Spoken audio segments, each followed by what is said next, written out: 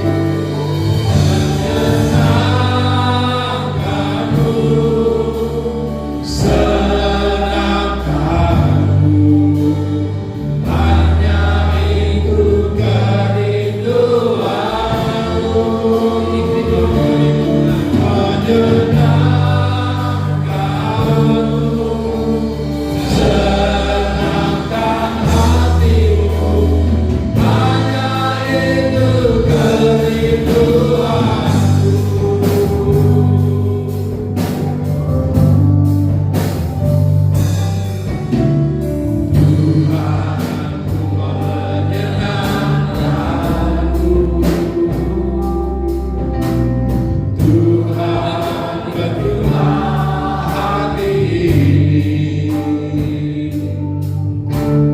jadi percaya untuk hormat-Mu. Sembahlah bagai emas murni, Tuhan ku serahkan hatiku, semua ku berikan padamu. Kudus hingga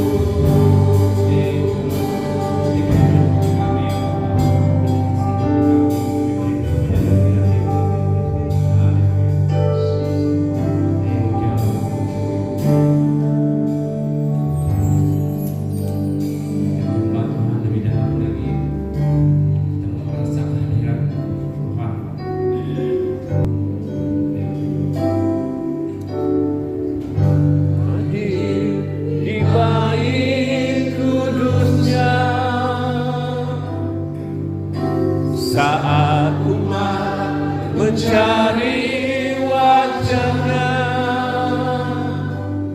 berseru, berdoa, sujud menyembah,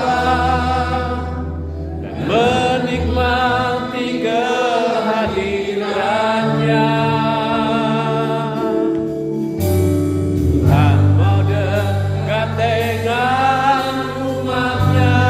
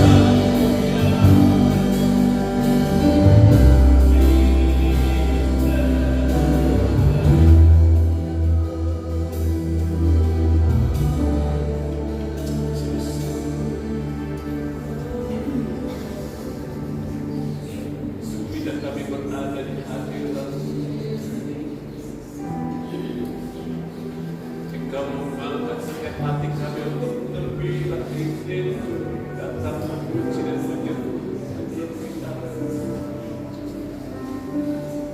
Sungguh hati kami meluap dengan syukur.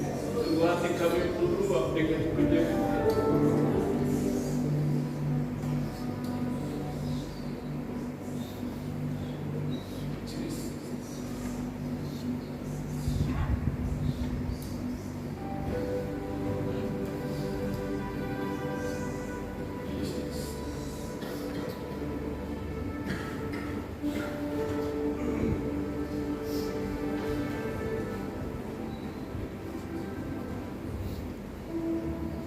Terima kasih Tuhan, terima kasih. Terima kasih Tuhan untuk waktu dan kesempatan ini.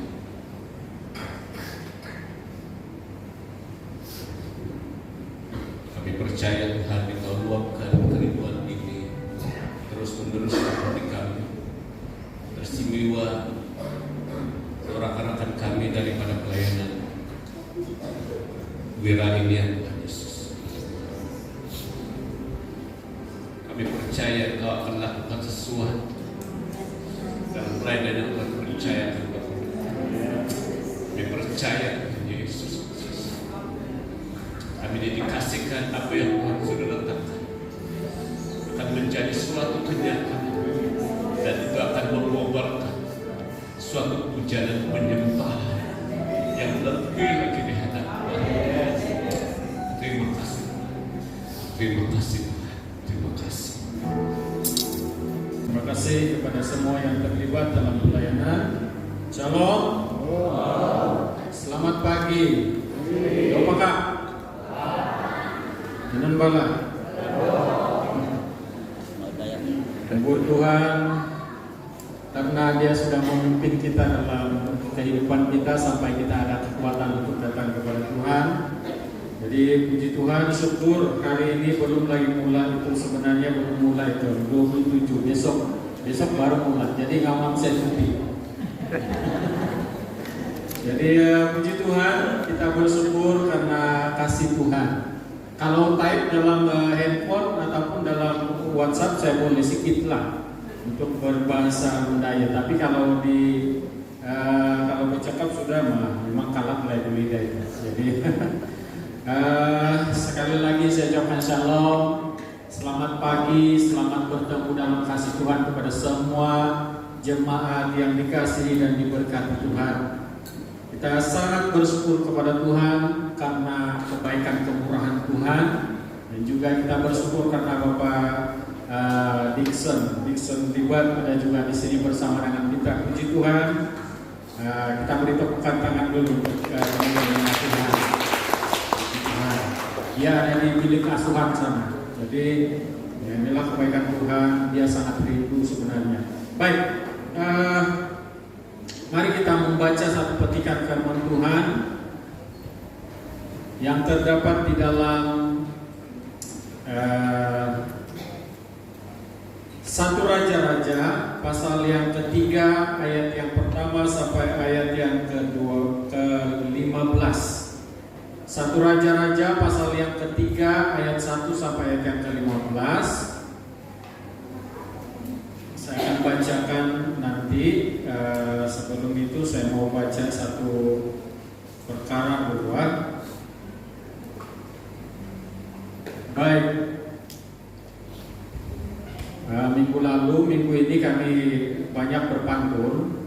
Jadi untuk kali ini karena ada kawan saya ini request satu pantun untuk kita punya dalam kebaktian. Jadi saya mau tunaikan itu, saya sudah katakan boleh. Jadi saya mau berpantun dulu. Boleh kan? Baik. Anak ayam giginya 2. Anak itik terkinja-kinja. Salam kasih jemaat yang tercinta. Terima kasih karena berada di gereja.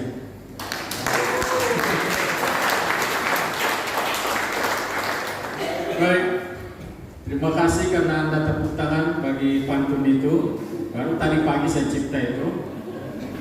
Saya cipta juga pantun ini untuk keluarga saya katakan kepada mereka, anak ayam giginya 2, anak itik terinjak-injak. Salam kasih keluargaku tercinta, jangan lupa pergi gereja. Puji Tuhan di orang datang gereja. Nah, saya akan baca satu petikan firman Tuhan yang saya katakan tadi. 1 Raja-Raja pasal 3 ayat 1 sampai ayat yang ke-15. Tulisan pekat hitam di atas, doa Salomo memohon hikmat. Lalu Salomo menjadi menantu Firaun, raja Mesir. Ia mengambil anak Firaun dan membawanya ke kota Daud sampai ia selesai mendirikan istananya dan rumah Tuhan dan tembok sekeliling Yerusalem. Hanya bangsa itu masih mempersembahkan korban di bukit-bukit pengorbanan, sebab belum ada didirikan rumah untuk nama Tuhan sampai pada waktu itu. Dan Salomo menunjukkan kasihnya kepada Tuhan dengan hidup menurut ketetapan-ketetapan Daud ayahnya. Hanya ia masih mempersembahkan korban sembelihan dan ukupan di bukit-bukit pengorbanan. Pada suatu hari raja pergi ke Gibeon untuk mempersembahkan korban, sebab disitulah bukit pengorbanan yang paling besar. 1000 korban bakaran dipersembahkan Salomo di atas mezbah itu. Di Gibeon, Tuhan menampakkan diri kepada Salomo dalam mimpi pada waktu malam. Berfirmanlah Allah, mintalah apa yang hendak kuberikan kepadamu. Lalu Salomo berkata, engkaulah yang telah menunjukkan kasih setiamu yang besar kepada hambamu Daud ayahku, sebab ia hidup di hadapanmu dengan setia, benar dan jujur terhadap engkau, dan engkau telah menjamin kepadanya kasih setia yang besar itu dengan memberikan kepadanya seorang anak yang duduk di tahtanya seperti pada hari ini. Maka sekarang ya Tuhan, engkaulah yang mengangkat hambamu ini menjadi raja menggantikan Daud ayahku, sekalipun aku masih sangat muda dan belum berpengalaman. Demikianlah hambamu ini berada di tengah-tengah umatmu yang kau pilih, suatu umat yang besar yang tidak terhitung dan tidak terkira banyaknya. Maka berikanlah kepada hambamu ini hati yang paham menimbang perkara untuk menghakimi umatmu dengan dapat membedakan antara yang baik dan yang jahat. Sebab siapakah yang sanggup menghakimi umatmu yang sangat besar ini? Lalu adalah baik di mata Tuhan bahwa Salomo meminta hal yang demikian. Dan berfirmanlah Tuhan kepadanya, oleh karena engkau telah meminta hal yang demikian dan tidak meminta umur panjang atau kekayaan atau nyawa musuhmu, melainkan pengertian untuk memutuskan hukum, maka sesungguhnya aku melakukan sesuai dengan permintaanmu itu. Sesungguhnya aku memberikan kepadamu hati yang penuh hikmat dan pengertian, sehingga sebelum engkau tidak ada seorang pun seperti engkau, dan sesudah engkau takkan bangkit seorang pun seperti engkau. Dan juga apa yang tidak kau minta aku berikan kepadamu, baik kekayaan maupun kemuliaan, sehingga sepanjang umurmu takkan ada seorang pun seperti engkau di antara raja-raja.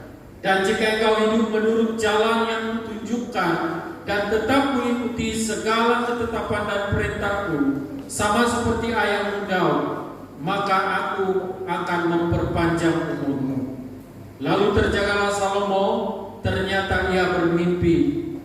Sekembalinya ke Yerusalem, berdirilah ia di hadapan tabut perjanjian Tuhan. Dipersembahkannya korban-korban bakaran dan korban-korban keselamatan. Kemudian ia mengadakan perjamuan bagi semua pegawainya. Nah, saudara dikasih Tuhan, kita bersyukur karena sekali lagi kita dapat belajar tentang firman Tuhan.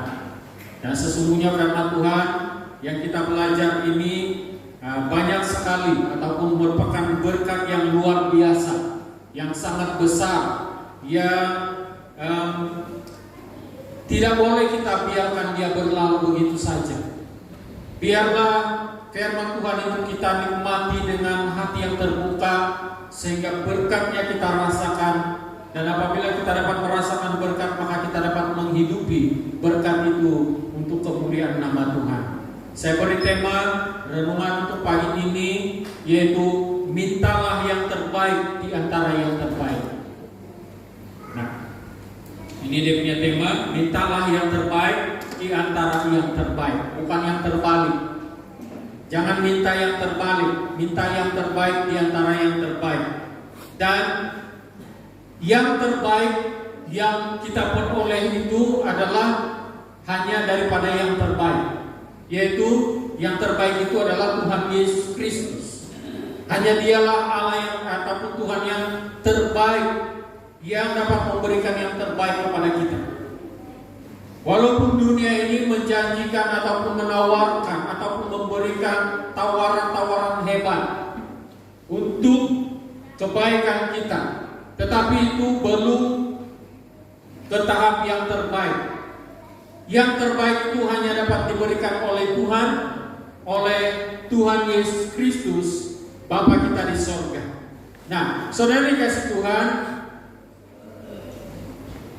kalau kita merujuk dalam Yohanes 14 ayat yang ke-13 dan ayat yang ke-14, saya baca ini. Dan apa juga yang kamu minta dalam namaku, aku akan melakukannya supaya Bapa dipermuliakan dan di dalam Anak. Ayat 14, jika kamu meminta sesuatu kepadaku dalam namaku, aku akan melakukannya. Perhatikan ayat ini. Apa yang dikatakan oleh Tuhan Yesus sendiri. Meminta di dalam nama Tuhan Yesus Kristus. Itu adalah satu perkara yang Tuhan berikan, ataupun sesuatu yang Tuhan berikan kepada kita, sesuatu yang Tuhan nyatakan kepada kita supaya kita lakukan. Meminta kepada Tuhan, meminta di dalam nama Tuhan. Karena hanya di dalam nama Tuhan Yesus kita memperoleh ataupun kita memperolehi yang terbaik. Yohanes pasal 16 ayat yang ke-23 dan 24 juga mengatakan, dan pada hari itu kamu tidak akan menanyakan apa-apa kepadaku.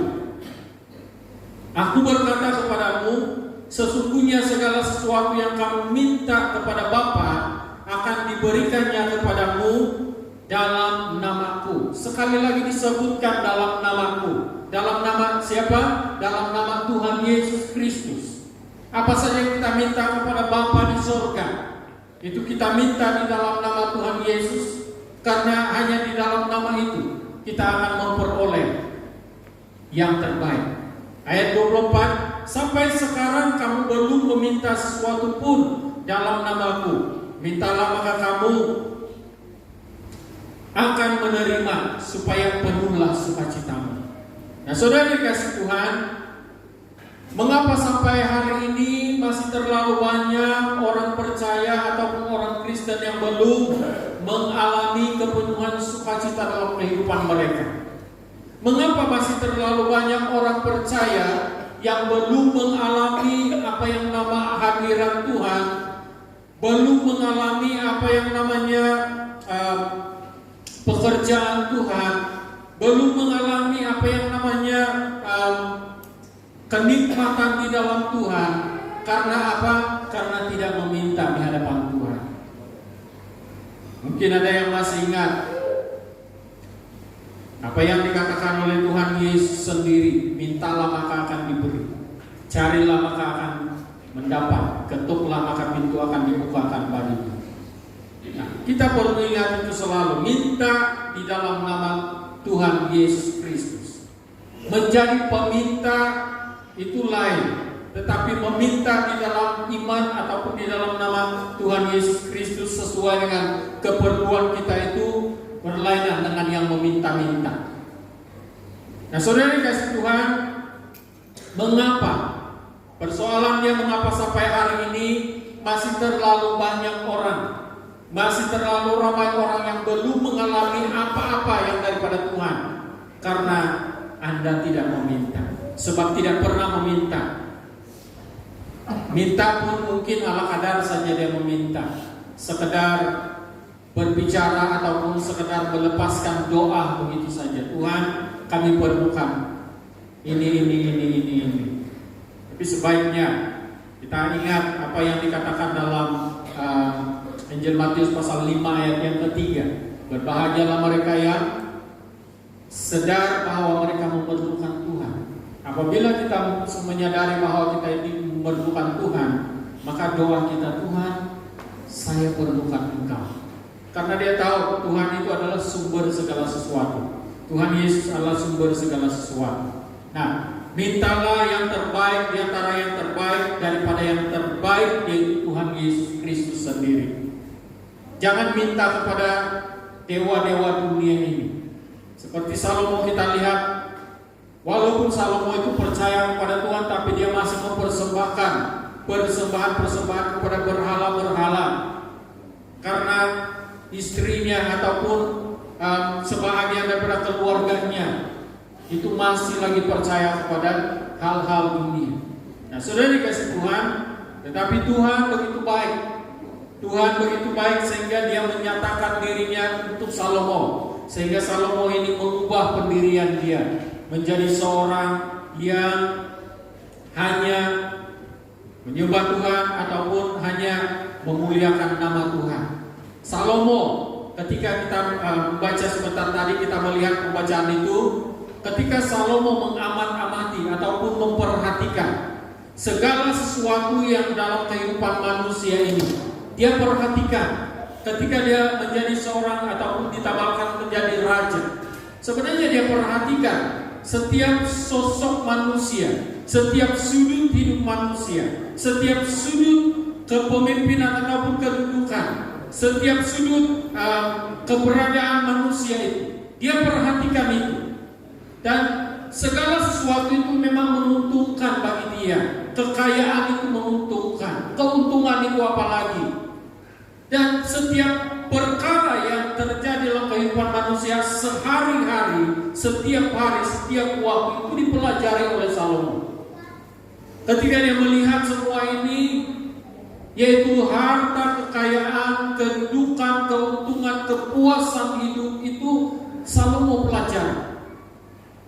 Dan dia katakan semua ini hanya bersifat sementara. Pernah ingat khotbah tentang meminta perkara-perkara yang nilainya kekal, yang dari Tuhan. Nah, ini yang perlu kita usahakan dalam kehidupan kita. Kekayaan itu hanya sementara, tidak akan kekal. Saya mengingat seorang hamba Tuhan. Saya katakan hamba Tuhan sajalah.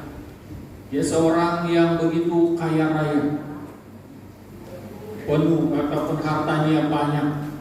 Dia tidak tahu hendak buat apa dengan hartanya. Tetapi saat dia meninggal, 1 sen pun dia tidak bawa ketika dia meninggal dunia. Dan itu hakikat bahwa kekayaan itu hanya sementara, bukan tidak boleh. Tetapi bagi Salomo itu semua akan menjadi tambahan dalam kehidupan dia ketika dia mendapat sumbernya. Dan itu yang kita usahakan dalam kehidupan kita. Usahakan supaya kita memperoleh sumber kekayaan itu.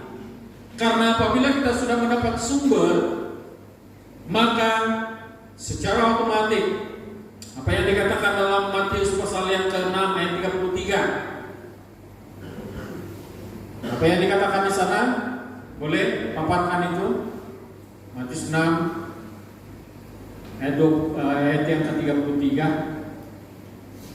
Jelas, tetapi carilah dahulu kerajaan Allah dan kebenarannya, maka semuanya itu akan ditambahkan kepadamu. Carilah dahulu kerajaan Tuhan dan kebenaran, maka semuanya akan ditambahkan bagimu. Itu Tuhan sudah janjikan buat kita semua. Dan itu yang juga menjadi pegangan Raja Salomo.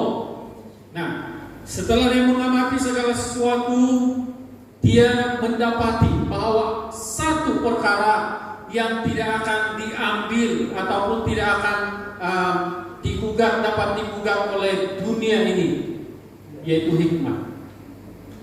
Orang yang berhikmat, dia akan berpikir, dia akan lebih tajam pemikiran dia. Apalagi kalau hikmatnya itu dari Tuhan. Nah, saudara kasih Tuhan, Salomo telah memilih untuk meminta yang terbaik di antara yang terbaik. Saya katakan tadi, itulah sebabnya saya katakan tadi, kekayaan, harta kekayaan itu adalah yang terbaik. Karena apabila kita tidak punya harta kekayaan ataupun harta apa saja yang menjadi milik kita itu menjadi orang yang tertekan. Dan kedudukan itu juga yang terbaik. Karena orang-orang dalam dunia ini berebut untuk mendapatkan kedudukan. Dan itu sangat baik kalau ada kedudukan. Tetapi Salomo tidak minta kepada Tuhan, berikan saya kedudukan. Tidak. Keuntungan, kepuasan hidup itu juga Salomo ini ya. Kita tahu bahwa Salomo ini punya istri yang ramai, banyak. Berapa dia punya gundik? Itu bukan sedikit. Tetapi Salomo tidak hiraukan itu karena dia tahu satu hal yang sangat perlu dalam kehidupan dia adalah hikmat. Nah, Salomo menyadari bahwa bila dia meminta semua yang didambakan oleh dunia ini, kalau tidak terurus dengan baik itu akan menjadi sia-sia. Seperti gambaran anak bungsu yang minta harta daripada bapaknya. Dia katakan, "Bapak, berikanlah kepadaku harta yang menjadi milikku, harta warisan yang menjadi milikku." Dan bapaknya berikan. Apa yang dia buat? Harta yang bapaknya berikan itu dia bawa dan dia berfoya-foya dengan harta itu. Dia habiskan sehingga yang tinggal pada tubuhnya adalah sehelai sepikir.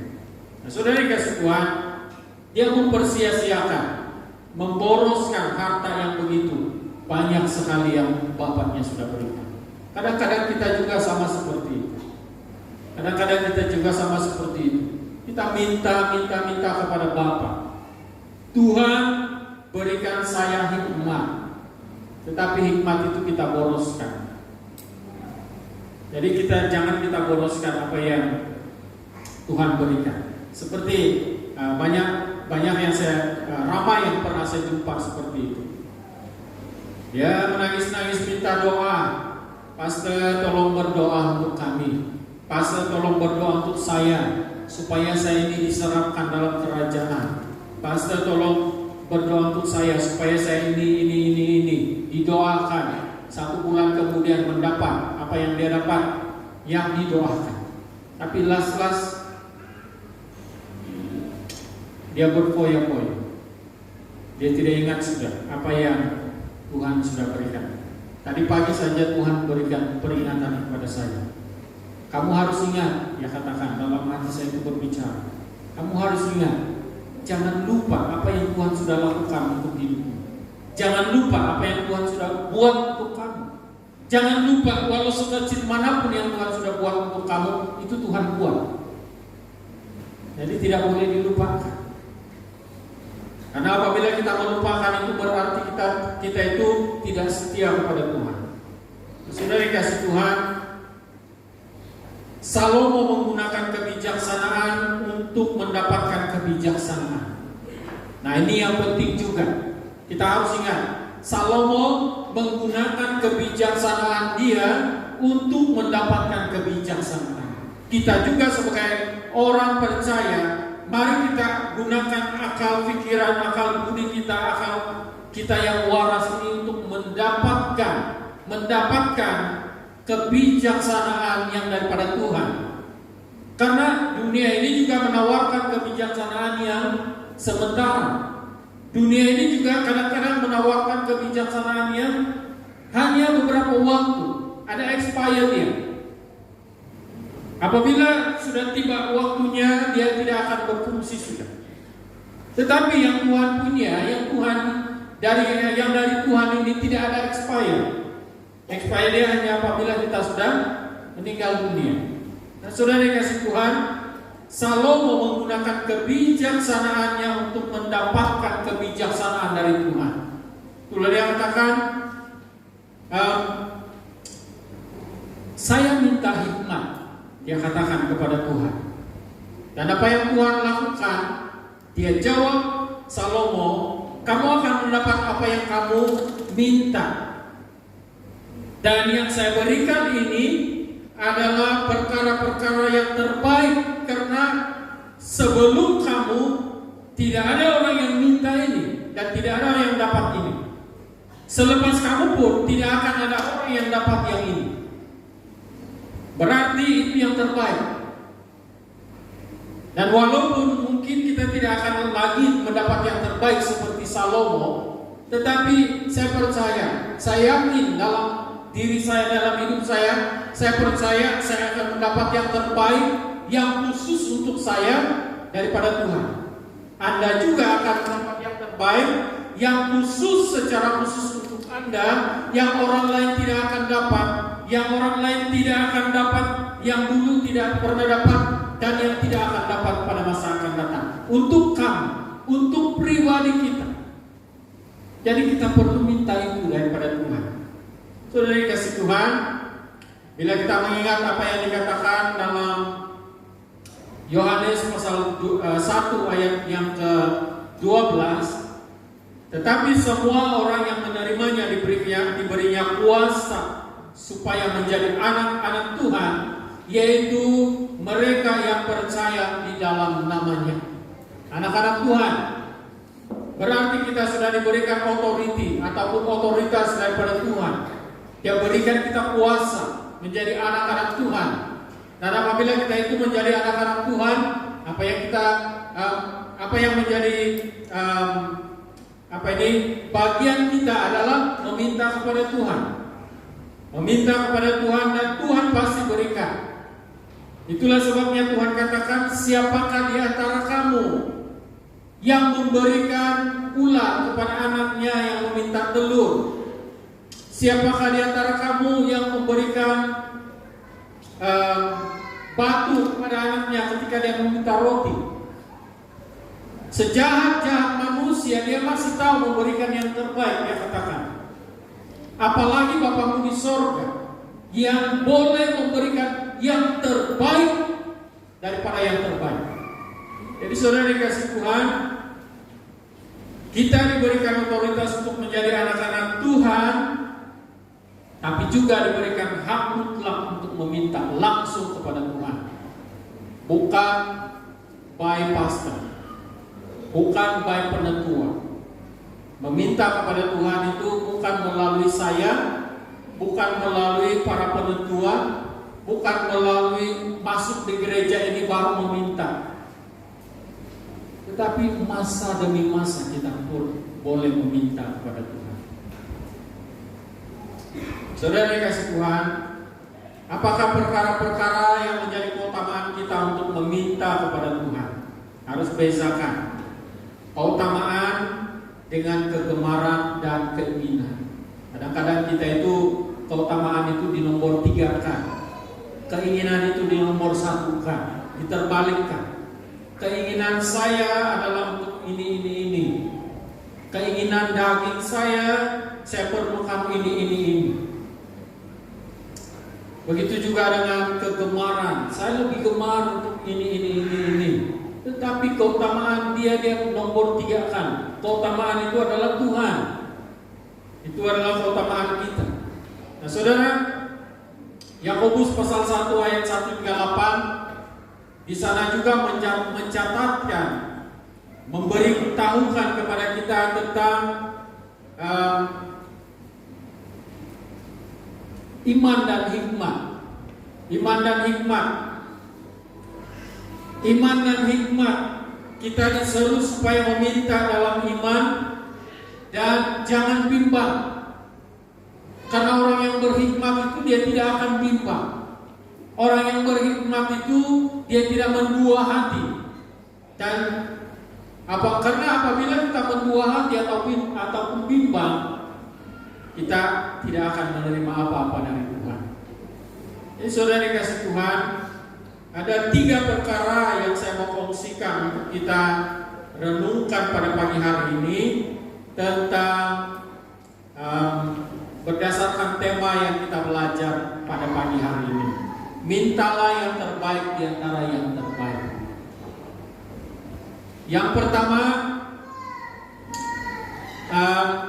mintalah hikmat untuk mendapatkan dan menggunakan segala berkat yang Tuhan berikan. Itu pertama, kita minta daripada Tuhan. Kita minta daripada Tuhan supaya kita ini bijaksana, ada hikmat untuk mendapatkan dan menggunakan segala berkat yang Tuhan berikan. Seperti Salomo, dia guna hikmat untuk mendapatkan hikmat. Dia guna kebijaksanaan untuk mendapatkan kebijaksanaan. Dan apabila sudah mendapat mendapat berkat, kita perlu gunakan berkat itu sepenuh-penuhnya. Jangan dibazir-bazirkan, jangan dibuang-buang, jangan diabai-abaikan. Karena seringkali kita keliru sebenarnya. Seringkali manusia itu keliru. Kita lebih banyak meminta berkat. Berkati saya Tuhan, berkati saya. Tapi bila sudah diberkati, berkat itu disia-siakan. Saudara dikasih Tuhan, saya pernah berada di sebuah gereja. Saya tidak mau kasih tahu di mana gereja itu. Di gereja ini benar-benar bila dia membangun sebuah bangunan ataupun dia apa-apa dalam gereja, kami akan berdoa kepada Tuhan. Tuhan, kami perlukan ini. Dan bila kita jemaat sudah buka hati untuk menyumbangkan segala sesuatu untuk gereja itu, simen 15 bag simen bekeras di store tidak dipakai. Jadi itu sangat menyakitkan hati. Apalagi hati Bapa di surga. Hati saya sebagai pastor di gereja, bukan pastor di surga, pastor di gereja pun sakit hati. Dia berdoa, Tuhan kami perlukan ini. 3 kotak paku tidak dipakai, bekarat. 3 kotak besar. Setiap kali perlukan paku, pergi beli paku. Dan cek dalam store itu banyak 3 kotak besar paku tidak dipakai. Itu pembaziran. Nah, itu gambaran saja, dan bukan gambaran yang dibuat-buat. Itu gambaran gereja yang tidak menghargai berkat. Jadi kita tidak mau yang seperti itu. Kita sudah minta kepada Tuhan. Saya juga pernah berada di suatu kepimpinan yang besar. Apabila mengutip uang persembahan, doa ketika mengutip uang persembahan dia katakan, Tuhan, segala uang persembahan yang kami kutip pada hari ini, biarlah itu dapat dipakai untuk kemuliaan nama Tuhan saja. Selepas mesyuarat, pergi kupi-kupi. Dia katakan pergi kupi-kupi. Siapa belanja? Kita kena uang persembahan bang. Itu satu pembaziran dan saya tidak mau. Saya secara pribadi saya tidak mau ikut dengan kupi-kupi yang seperti itu. Karena kita sudah doakan uang itu. Tidak boleh. Saya sangat-sangat menentang untuk hal-hal yang seperti itu. Itu tiada hikmat namanya. Ada juga satu kelompok sel yang saya pernah jumpa dan saya tegur. Dia katakan, wah, kita punya duit kelompok sel tahun ini banyak sekali. 7 tahun kita kasih habis makan. Saudara yang dikasih Tuhan, saya minta maaf. Saya tidak setuju. Kalau uang persembahan itu dikasih habis untuk makan, minta maaf. Itu tidak diperbolehkan. Karena kita sudah doakan Tuhan, minta daripada Tuhan. Maka bila Tuhan sudah memberikan, kita gunakan untuk kita saja, itu tidak boleh. Bukan langsung tidak boleh, saya katakan tidak boleh untuk dikasih habis makan-makan. Boleh juga kalau sedikit-sedikit lah mungkin. Tapi kalau saya lebih suka kalau itu tidak akan diganggu, biarlah itu untuk pelayanan, dapat memenangkan jiwa-jiwa. Saya tahu dalam hati kamu itu bukti, kalau kita makan-makan pun bawa jiwa-jiwa baru, itu memenangkan juga, Pak. Mungkin mungkin kalau ada usaha membawa, tapi kalau kita saja bagaimana? Jadi saudara kasih Tuhan, jangan keliru. Jangan keliru. Kita minta hikmat daripada Tuhan untuk mendapatkan dan menggunakan segala berkat yang Tuhan sudah berikan buat kita. Minta hikmat. Dan puji Tuhan, kalau di tempat ini saya tidak lihat sebarang pembaziran. Adapun benda-benda yang belum dipakai masih boleh dipakai dan akan dipakai. Jadi jangan sekali-kali buat pembaziran tentang berkat-berkat yang Tuhan sudah berikan. Baik engkau secara pribadi, engkau secara dalam keluarga, dalam berjemaat, berhati-hati. Minta hikmat untuk mendapatkan dan menggunakan segala berkat yang Tuhan sudah berikan buat kita. Yang kedua, itu hikmat yang terbaik. Itulah yang terbaik yang kita minta daripada Tuhan, yang adalah yang terbaik. Yang kedua, mintalah hikmat untuk memenuhi kehendak Tuhan. Minta hikmat untuk memenuhi kehendak Tuhan. Nah, ada di sini. Jangan minta hikmat untuk memenuhi kehendak diri sendiri ataupun memenuhi kantung ataupun kampung tengah saja. Minta hikmat daripada Tuhan untuk memenuhi kehendak Tuhan, supaya kita ini ada hikmat untuk memenuhi kehendak Tuhan. Firman Tuhan katakan, biarlah kamu mendapat hikmat ataupun biarlah kamu mendapat pengertian, pengetahuan, supaya kamu dapat membedakan manakah yang baik dan mana yang jahat, mana kehendak Tuhan dan mana yang bukan. Jadi itulah yang dimaksudkan. Kadang-kadang kita itu menggunakan akal budi yang kurang sehat sebenarnya dalam kehidupan kita. Bila kita kadang-kadang dalam doa, ini orang-orang percaya, dalam doa kita hanya banyak suara yang datang kepada kita. Dan asal ada saja suara yang datang kepada kita, kita katakan, oh ini dari Tuhan, oh ini dari Tuhan. Kita tidak gunakan hikmat yang daripada Tuhan, apakah itu kehendak Tuhan atau tidak. Nah, ini yang perlu kita minta hikmat, supaya dapat memenuhi kehendak Tuhan dalam hidup kita. Jangan jadi sama seperti seorang pemuda yang saya pernah ceritakan. Pastor, tolong berdoa supaya itu komputer salah cetak saya punya keputusan SPM, dia katakan. Saya tidak mau berdoa yang begitu. Jadi jangan kamu minta saya berdoa yang hal-hal seperti itu. Pastor, tolong berdoa supaya saya kena nomor loterai minggu depan. Minta maaf. Saya tidak akan berdoa.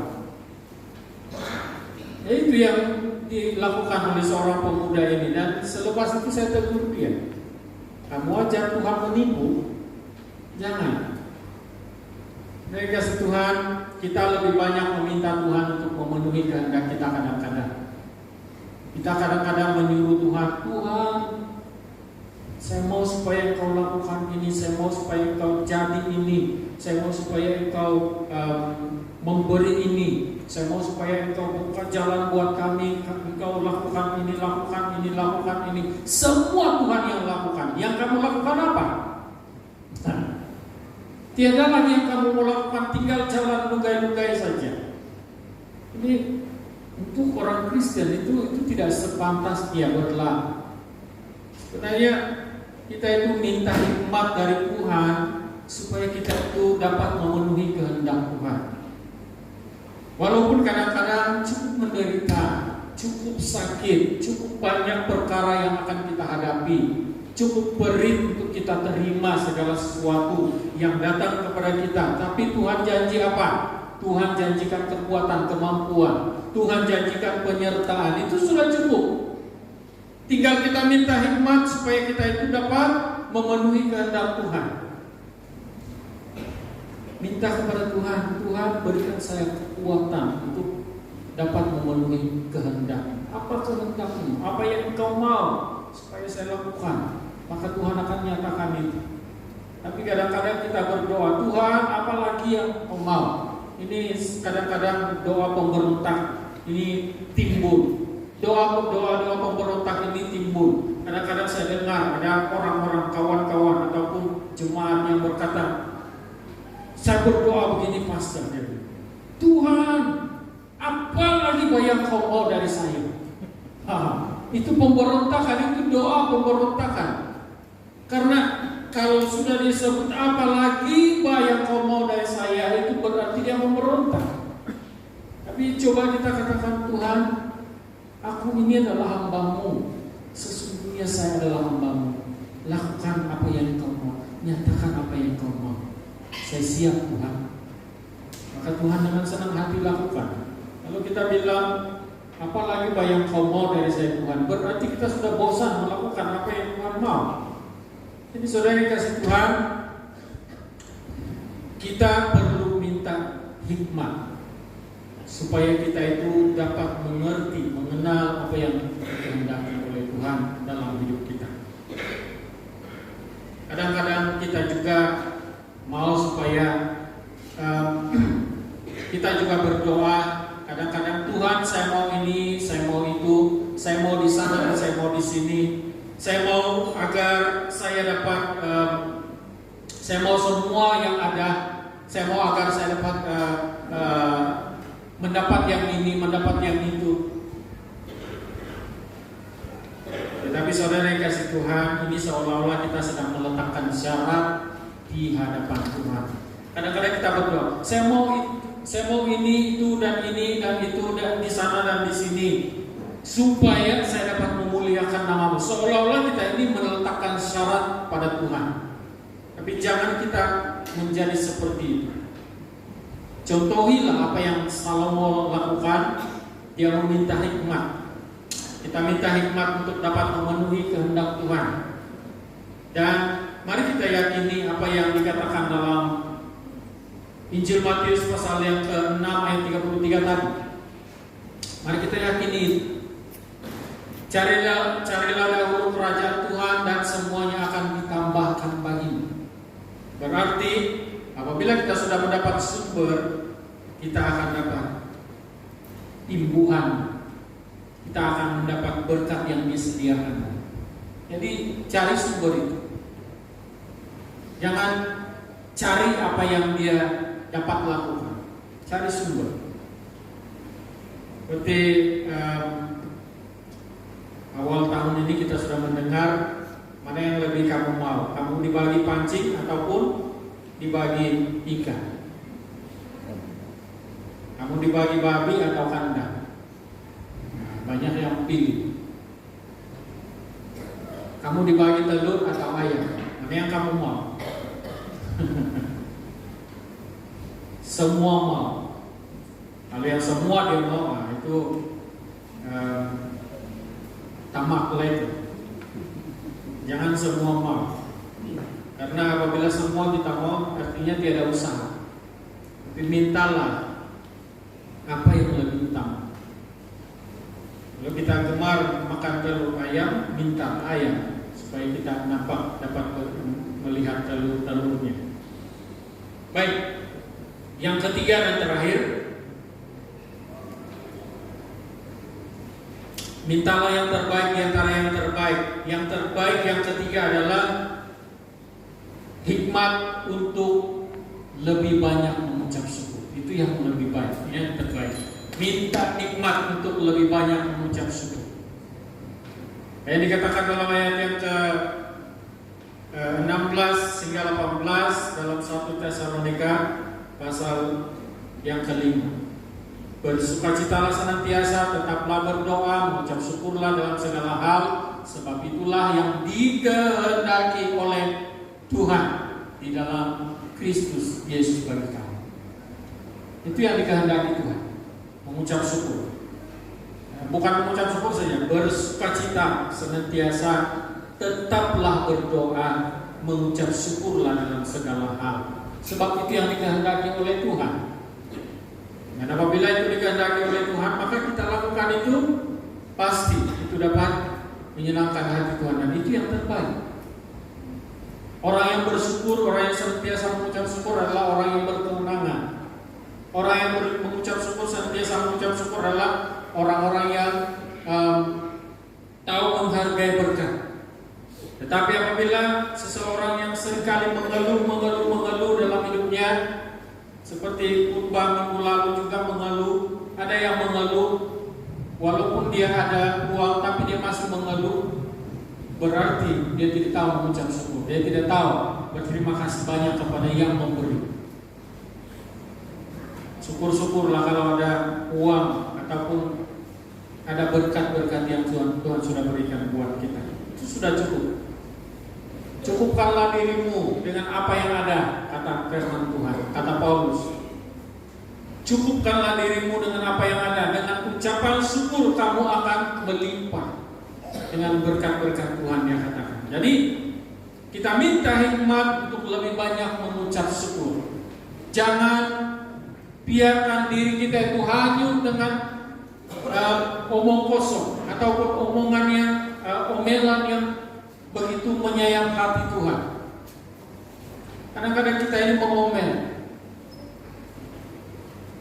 Ada satu kawan yang betul-betul waktu itu saya tidak suka dengan cara dia.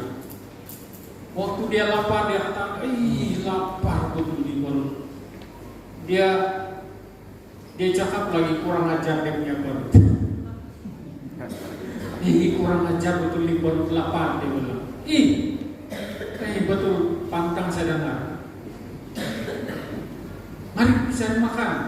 Lepas dia sudah makan, duduk lagi dia karena dia besar perut.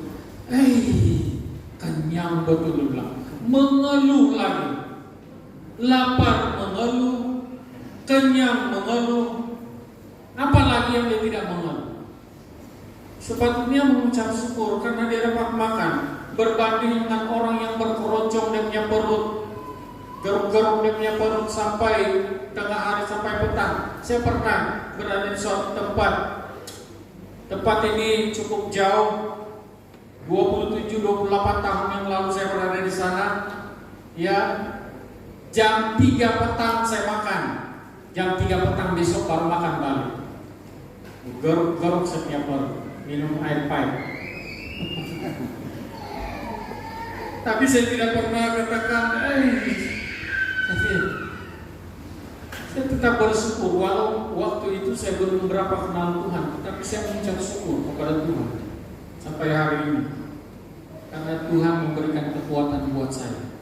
Saudara yang kasih Tuhan, jangan sama seperti ini kawan, lapar pun mengeluh, baru dia cakap kurang ajar lagi dia punya perut, kurang ajar ini perut dia cakap lagi. Siapa punya perut? Dia. Mana boleh cakap begitu? Itu kan Tuhan sudah berikan. Jangan cakap yang bukan-bukan terhadap tubuh kita. Saya tidak puas hati di saya punya tangan ini panjang. Kenapa? Kalau panjang, yang penting jangan kau panjang tangan mencuri. Saya tidak puas hati ini saya punya muka ini. Nah, apalagi yang kau tidak puas hati? Ada muka cukuplah. Daripada tiada muka. Saya tidak puas hati nih. Pernah juga saya terpikir, karena waktu tadi Bapak Penetua Malam ada di sini buang, rambut dia putih semua. Nanti walaupun putih semua masih ada yang di depan. Berbanding dengan saya katakan. Dan tadi tidak bersyukur nama dia. Tapi tetap bersyukur walaupun tiada sudah yang mau disisir di depan. Bersyukur karena minyak rambut pun kurang dipakai. Nah, tetap bersyukur, minta hikmat daripada Tuhan supaya kita ini lebih sering banyak meluahkan kesyukuran kita di hadapan Tuhan. Kadang-kadang kita ini lebih sering banyak meluahkan perasaan kita kepada Tuhan. Itu baik, meluahkan perasaan kepada Tuhan itu baik. Tetapi kita perlu sadar, sebenarnya kadang-kadang apabila kita terlalu meluahkan perasaan kita, yang perasaan-perasaan yang Tuhan tidak mau terima pun kita. Adakah perasaan yang Tuhan tidak mau terima?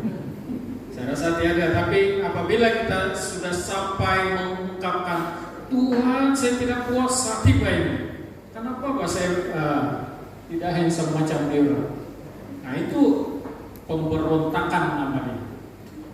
Jadi lebih baik kita luahkan perasaan kita kepada Tuhan itu di selang ataupun di bersama-sama dengan ucapan syukur. Ya kan? Kita lebih mengucap syukur kepada Tuhan. So, mintalah yang terbaik di antara yang terbaik daripada Dia yang terbaik, yaitu Tuhan Yesus Kristus, agar kita juga dapat memberi yang terbaik. Inilah yang perlu kita ingat. Kita minta yang terbaik dari Tuhan. Kita minta yang terbaik di antara yang terbaik dari Tuhan, supaya kita dapat memberi yang terbaik. Agar kita dapat memberi yang terbaik. Dan yang terbaik itu adalah hikmat. Hikmat yang dari Tuhan, supaya kita ini bijak. Bijak di sana, bijak di sini, bijak di mana-mana. Itulah yang akan kita nikmati. Jadi Tuhan dimuliakan dalam kehidupan kita. Kita berdoa supaya kita minta kepada Tuhan supaya kita ini bijak untuk mendapatkan dan menggunakan segala berkat yang Tuhan berikan kepada kita. Kita berdoa supaya kita ini bijak untuk memenuhi kehendak Tuhan bagi kita. Kita juga berdoa minta kepada Tuhan supaya kita ini bijak untuk lebih banyak mengucap syukur kepada Tuhan. Jangan biarkan diri kita itu hanyut di dalam keluh kesah, keluhan-keluhan yang tidak memuliakan nama Tuhan. Mari kita berdoa. Bapa di surga, kami bersyukur kepadamu ya Tuhan, karena hari ini sekali lagi kami dapat belajar tentang firman-Mu, dan biarlah firman-Mu ini menjadi guide dalam kehidupan kami, dalam perjalanan hidup kami ya Tuhan. Bapa di surga, kami berdoa kepadamu ya Bapa, supaya Kau terus-terus memberikan kami hikmat untuk menghidupi kehidupan yang Kau berikan ini sementara di muka bumi ini ya Bapa. Tuhan Yesus, kami berdoa supaya dalam hal ini kami dapat mempergunakan segala berkat, memperoleh dan mempergunakan segala berkat yang Tuhan sudah berikan kepada kami. Tuhan juga memberikan kami hikmat untuk supaya kami dapat memenuhi kehendak Tuhan untuk hidup kami. Begitu juga ya Tuhan, kami minta hikmat daripada Kau Bapa, supaya kami lebih banyak mengucap syukur dan kami menjarahkan diri kami, menjarahkan hati kami dengan hal-hal yang tidak memuliakan nama Tuhan. Terima kasih Bapa di sorga, hamba-Mu sudah berhenti berbicara, dan hamba mengakui hamba terlalu lemah dan banyak kekurangan. Tapi hamba percaya Roh Kudus yang ada pada kami ya Bapa senantiasa mencerahkan atau memberi pencerahan buat kami. Dan Tuhan, Engkau juga akan senantiasa memperingatkan kami tentang hal-hal yang tidak dapat diungkapkan oleh manusiawi kami. Terima kasih Tuhan. Dalam nama Tuhan Yesus kami berdoa dan bersyukur. Amin. Amin. Baik, sampai di sini renungan yang saya sampaikan untuk kita pada pagi ini, tengah hari ini. Saya serahkan kembali kepada pengacara. Terima kasih untuk perhatian semua.